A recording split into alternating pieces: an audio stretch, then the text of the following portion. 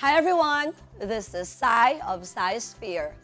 Welcome to another episode of Sai's Kitchen. For today, we're going to show you how to cook humba. Let's get started. Good food that uplifts your mood never tastes so good. Cook with us at Sai's Kitchen.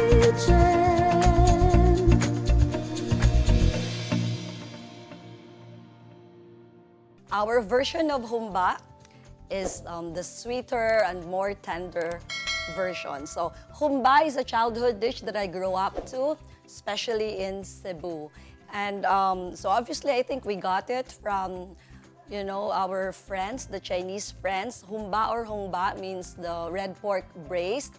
So this is, while it is an easy to prepare recipe, but it certainly takes time because it is very tender and you have to braise the pork for about an hour or so. So for our ingredients, we will be needing pork meat. So most of the time, people use pork belly. But for today, I'm trying to stay away from fat. So this is the pork kasim, which is coming from the cut is coming from the shoulder part.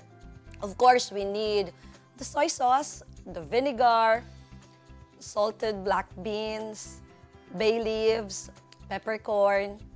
I am using pineapple juice together with the vinegar, which is optional for you, and brown sugar. First, we are going to brown or cook our pork. So let's toss our pork into our pan. We wait for it to brown.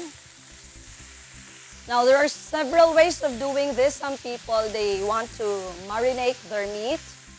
But I woke up late today, so I didn't have time to marinate. And if you want to marinate your meat, you can marinate it like for 30 minutes to a maximum of 8 hours.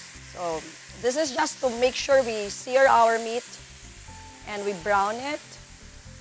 And while we are waiting for it to be cooked, I will prepare our onions and garlic. There are some ingredients that I am skipping today.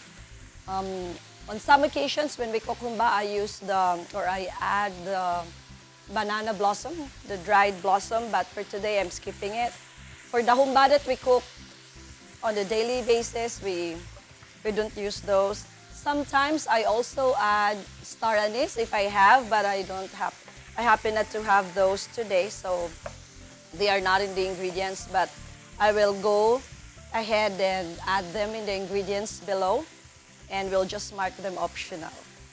And now that our pork is brown, we're gonna go ahead and add our onions. When you see your onions starting to get soft, then we can add our garlic.